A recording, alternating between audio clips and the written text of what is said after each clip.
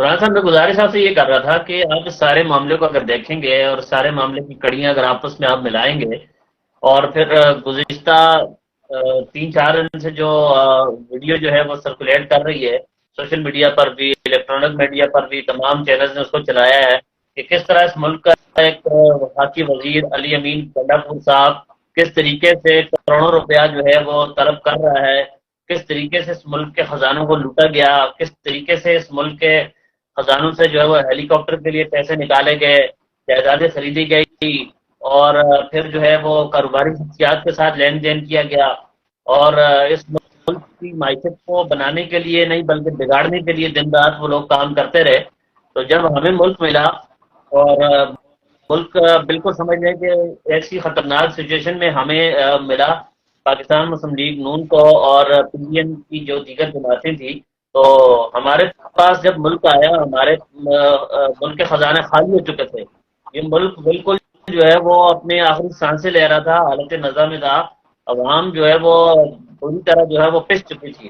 ہم اس چیز کو تسلیم کرتے ہیں کہ اس ملک میں مہنگائی ضرور ہے، ہم تسلیم کرتے ہیں کہ اس ملک میں پیٹرول کی پرائسز انکریز ہو چکی ہیں، آٹے سے لے کر چینی سے لے کر دالوں سے لے کر نمک سے لے کر ماچس کی ڈبیا تک ہر چیز مہنگی ہے، بجلی مہنگی ہے، گیس مہنگی ہے، ہمیں سب چیزوں کا احساس ہے۔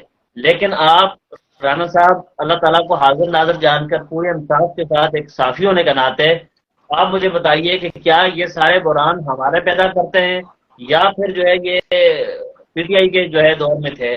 ہمیں تو یہ تحفے میں ملے ہیں، تو ان شاء اللہ تعالیٰ اس جی جی بالکل سردار صاحب، میں آپ کی بات سے بالکل ایگری کر رہا ہوں، لیکن گزارش یہ ہے کہ جب حکومت جناب عمران خان صاحب نے سنبھالی تھی تو ان کا بھی یہی دعویٰ تھا کہ جی جب ہمیں حکومت ملی تو بالکل خزانے خالی تھے، ہمیں جناب ایک بالکل بحران کا شکار ملک ہمارے حوالے کیا گیا، اور اب اس کے بعد جب حکومت جو ہے وہ آپ کے پاس آئی ہے تو آپ کا بھی پھر وہی معاملہ ہے کہ جی ہمارا جو ہے ہمارے ساتھ اس طرح کا معاملہ ہوا ہے کہ جی خالی ملک ہمیں جو ہے وہ دے دیا گیا ہے۔ لیکن سر گزارش یہ ہے کہ اگر کپتان بھی اور یہ دوسرے لوگ بھی اسی طرح کے دعوے کرتے رہیں گے تو پھر بتائیں کہ اس ملک کا کیا ہوگا؟ دیکھیں سر، بات یہ ہے کہ جب ہم سے حکومت جو ہے وہ چھینی گئی، ہمارا مینڈیٹ چرایا گیا، اس زمانے میں ڈالر جو تھا وہ اللہ کے فضل و کرم سے ہم 100 کے آس پاس جو ہے وہ رکھ کر گئے تھے۔ ہمیں جب ڈالر ملا تھا 2013 میں تو اس وقت ڈالر کی پرائس 122 روپے تھی، اور ڈالر کو ہم نے اپنے پورے 5 سالہ دورے حکومت کے اندر دھرنے ہوئے، معاملات ہوئے، جتنی بھی چیزیں ہوئی وہ ساری چیزیں ایک تاریخ کا حصہ ہیں۔ آپ ایک جرنلسٹ ہیں، آپ بخوبی سمجھتے ہیں۔ حافظ بلال بشیر صاحب بڑے سینئر صحافی ہیں اور ساری چیزوں کو بڑے ہی طے سے جو ہے وہ دیکھتے ہیں، بڑی بینی سے۔ تو اس زمانے سے لے کر پھر آج تک آپ دیکھیں کہ ہم نے ڈالر کو کہاں روکا ہوا تھا، انہوں نے اس وقت یہ کہتے تھے کہ مصنوعی طور پہ روکا ہوا ہے، تو بھائی آپ بھی مصنوعی طور پہ روک کے دکھا دیتے۔ وہ تو مصنوعی طور پہ اگر روکا ہوا تھا وہ اچھا تھا، ہم کو ریلیف مل رہا تھا۔ بجلی دیکھیں 6 روپے یونٹ تھی، آج بجلی جو ہے 20 روپے یونٹ مل رہی ہے لوگوں کو۔ پھر بجلی کا لوڈ شیڈنگ کا ہمیں ایک بہت بڑا تحفہ ملا 2013 میں۔ تو آپ نے دیکھا کہ اللہ کے فضل و کرم سے نواز شریف نے اور اس کی پوری ٹیم نے دن رات محنت کی، اور جو لوڈ شیڈنگ کا دن تھا وہ ہم نے بوتل میں الحمدللہ 100% بند کر دیا، پورے ملک کو لوڈ شیڈنگ ہم نے فری کر دیا، اور بجلی الحمدللہ ایک طویل وقت کے بعد اللہ تعالیٰ نے وہ وقت دکھایا کہ جب ہم بجلی اپنی جو ہے وہ ایکسپورٹ کرنے کے قابل ہو گئے۔ آج وہ اللہ سے آج ہم بجلی ایکسپورٹ کرنے کے لیے دنیا کے پاس جا رہے ہیں۔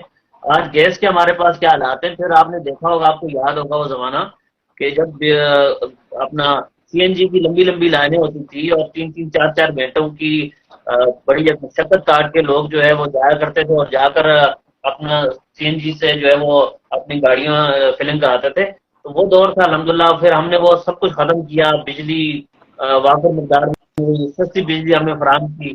پیٹرول الحمدللہ ہمیں جب ملا تھا تو 118 روپے تھا 2018 میں، 2013 میں معذرت، ہمیں جب پیٹرول ملا تھا تو 118 روپے لیٹر تھا۔ پھر جب ہماری گورنمنٹ آئی تو اللہ کے فضل و کرم سے ہم نے 118 روپے جو پیٹرول ہمیں ملا تھا وہ 64 روپے بھی ہم لے کر آئے۔ تو یہ ساری چیزیں حقیقت ہیں۔ یہ جو ماضی کی باتیں آپ کر رہے ہیں یہ بالکل آپ کی بات بالکل بجا ہے، لیکن اصل میں مسئلہ یہ ہے کہ اب جو کرنٹ سچویشن ہے وہ بڑی دردناک ہے۔ وہ آج میں نے جو پیٹرول پمپس کے اوپر جو مناظر دیکھے ہیں وہ بالکل میں لائیو اس کا میں مشاہدہ کر چکا ہوں، اور ابھی کچھ دیر پہلے ہماری یہ جو لائیو ٹرانسمیشن ہے تھوڑی سی تاخیر کا شکار ہے. اس کی وجہ بھی یہی تھی کہ لائٹ جو ہے وہ نہیں آ رہی تھی. بلال بھائی مجھ سے بار بار جو ہے وہ رابطہ کر رہے تھے، لیکن لائٹ کا ایشو تھا، 5-7 منٹ آتی تھی پھر چلی جاتی تھی، مطلب کہ ہم پھر دوبارہ اسی دور میں جو ہے وہ لوٹ رہے ہیں.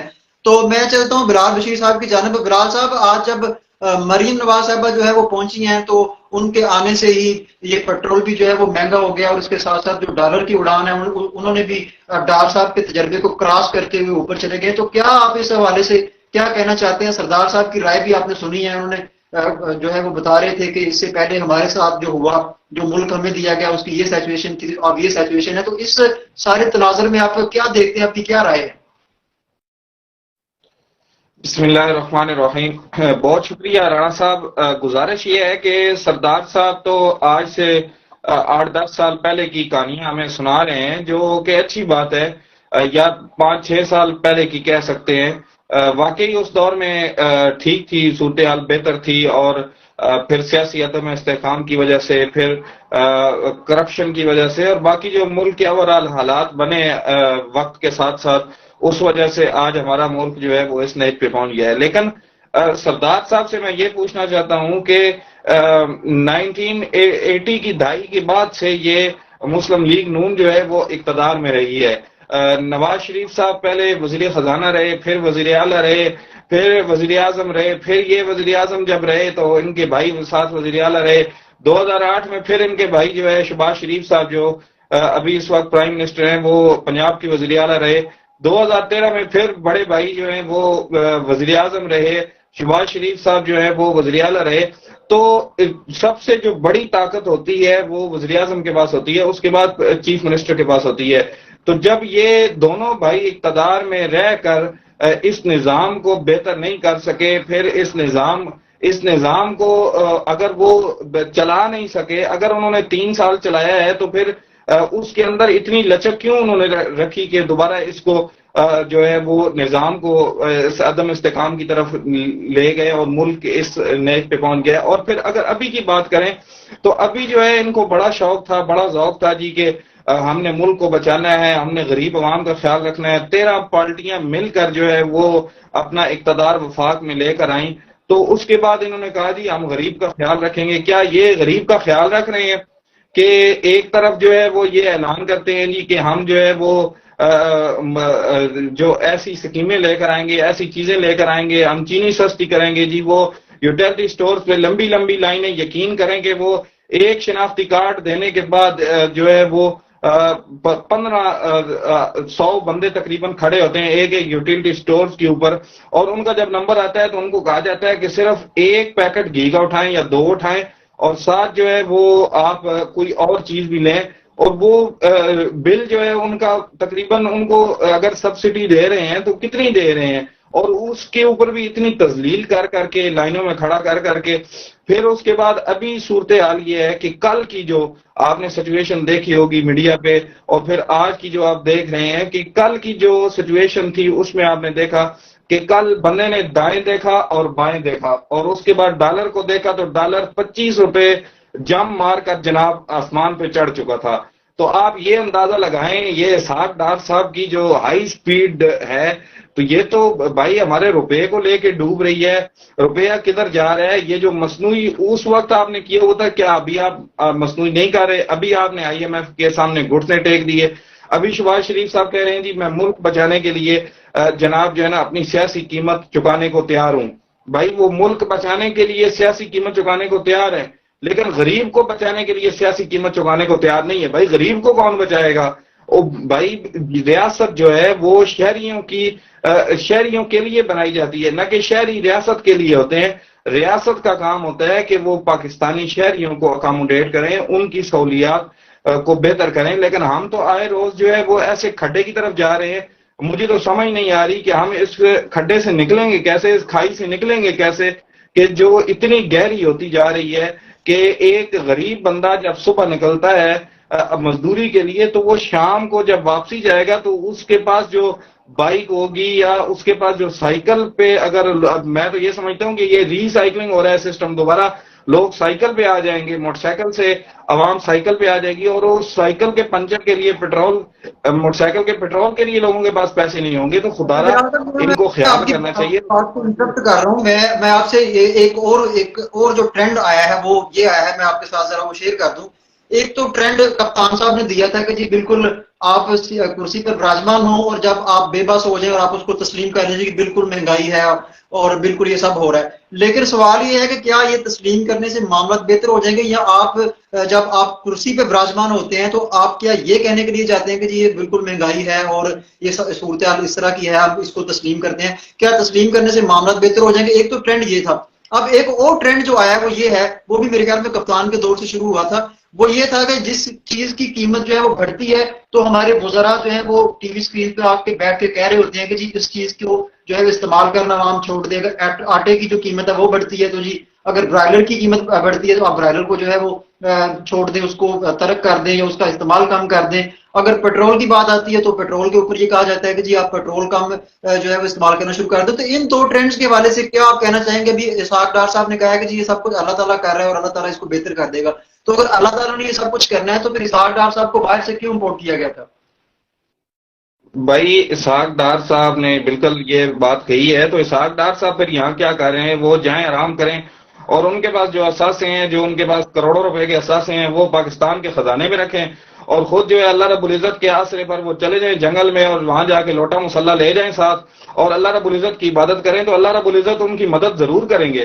لیکن بھائی یہ دنیا ہے، یہ دنیا دار الاسباب ہے، اس میں اللہ رب العزت نے ایک لڑی بنائی ہے. آپ دیکھیں نا، کوئی بھی کسی بھی جگہ پہ آپ خلفائے راشدین کی زندگی دیکھیں، حضرت ابوبکر صدیق رضی اللہ تعالیٰ عنہ کی زندگی کا مطالعہ کریں، فاروق اعظم رضی اللہ تعالیٰ عنہ کی زندگی کا مطالعہ کریں. آج ہمارے حکمران مثالیں تو دیتے ہیں لیکن یہ ہے کہ ان کی طرف جاتا کوئی نہیں ہے. جو دوسری بات آپ نے کی ہے کہ پیٹرول کی قیمت یا جو چیز مہنگی ہو جاتی ہے اس کو چھوڑ دیں، تو بھائی کچھ چیزیں ایسی ہوتی ہیں جن کو چھوڑا جا سکتا ہے. مثال کے طور پر کوئی برانڈ ہے، اس کو چھوڑا جا سکتا ہے، لیکن اب آٹا بندہ کیسے چھوڑ سکتا ہے؟ بھائی وہ اس نے پیٹ تو بھرنا ہے. ایک غریب آدمی، میں نے پرسوں ایک خبر پڑھی، یقین کریں کہ میرے پاؤں سے زمین نکل گئی، کہ صرف 5 دن ایک انسان صرف بھوکا رہنے کی وجہ سے وفات پا گیا کراچی کے اندر. تو آپ یہ اندازہ لگائیں کہ اس نے کسی کے سامنے ہاتھ نہیں پھیلایا، 5 دن وہ بھوکا رہا، اور اس کی یہ حالت ہو گئی کہ اس نے کسی کے سامنے ہاتھ نہیں پھیلایا، اور اس کے بچے جو پیچھے بھوکے رہ گئے یا اس کی بیوہ جو بھوکی رہ گئی، وہ اب لوگوں کے سامنے ہاتھ پھیلائیں گے. تو عوام کی یہ حالت ہے. اگر ہم سندھ کا جائزہ لیں تو کتنی بڑی سیلاب سے تباہی ہوئی ہے، اس کے بعد جو لوگوں کی صورتحال ہے. آج دن کو اندرون سندھ سے ایک یہاں پہ ہجرت کر کے آئے ہیں، کراچی میں ہی ہیں وہ، تو ان سے میری بات ہو رہی تھی، وہ بتا رہے تھے کہ بھائی وہاں پہ لوگ 10 روپے کی چینی لے کے جاتے ہیں، 10 روپے کا آٹا لے کے جاتے ہیں. اتنی خطرناک سچویشن ہے، ہم اس چیز کا اندازہ نہیں لگا پا رہے. اور ہمارے حکمران جو کہتے ہیں جی کہ ہمیں بڑی فنڈنگ ہو رہی ہے جناب، ہمیں وہ پتہ نہیں کہاں جا رہی ہے فنڈنگ، کیا ہو رہا ہے، کدھر جا رہی ہے. تو بھائی گزارش یہ ہے کہ جو یہ ہم کہہ رہے ہیں نا کہ ہم ان چیزوں کو جو ہے وہ استعمال کرنا چھوڑ دیں. کون سی چیزوں کو؟ آٹے کو استعمال کرنا چھوڑ دیں، دودھ کو استعمال کرنا چھوڑ دیں. اگر ہم نے کہیں ٹریول کرنا ہے تو کیا وہ مزدوری کے لیے، ایک بندہ مزدور ہے، اس نے گھر سے صبح جانا ہے اپنے آفس میں یا اپنی مزدوری پہ، تو کیا وہ ٹریول کرنا چھوڑ دے؟ پیٹرول تو ڈلے گا موٹر سائیکل میں، کرایہ تو دینا پڑے گا. آج دیکھیں آپ، ایک دن کے اندر کتنا بڑا جم مارا ہے انہوں نے. یہ بڑی باتیں کرتے ہیں جو حکومت جو بھی اقتدار میں آتا ہے، چاہے حکمران جماعت کوئی بھی ہو. آپ دیکھیں خان صاحب آئے جناب، خان صاحب نے کہا جی مصنوعی وہ ریٹ تھا، تو کہاں سے کہاں تک چیزیں پہنچ گئیں. اور یہ 13 جماعتیں، میں یہ سمجھتا ہوں ان حالات میں کہ یہ جو فیصلے یہ کر رہے ہیں، میں نہیں سمجھتا کہ کوئی سیاسی جماعت اس کو برداشت کر پائے گی. اور یہ 13 سیاسی جماعتیں ہیں، یہ 13 کی 13 سیاسی جماعتیں جو ہیں، یہ میں سمجھتا ہوں کہ ان کے غبارے سے ہوا نکل جائے گی. یا پھر یہ ہے کہ اب انہوں نے اندرون خانہ، میں آپ کو یہ بڑی خبر دے رہا ہوں کہ یا تو انہوں نے اندرون خانہ ایک فیصلہ کر لیا ہے کہ اب الیکشن ہم نے نہیں کرانے، اور پہلے جو ہے وہ ہم نے بڑے فیصلے کرنے ہیں، اور ڈالر کو مارکیٹ پہ چھوڑنا ہے، آئی ایم ایف کے سارے مطالبے ماننے ہیں، ہم نے ڈیل کرنی ہے، اور ایک دفعہ پاکستان کو کچھ بہتری کی طرف لے جا کے پھر الیکشن کی طرف جائیں گے. مجھے یہ لگتا ہے کہ ان کو اشارہ ملا ہے، اور آج میرے ایک سورس سے بھی بات ہوئی ہے، انہوں نے بھی اس کی تصدیق کی ہے.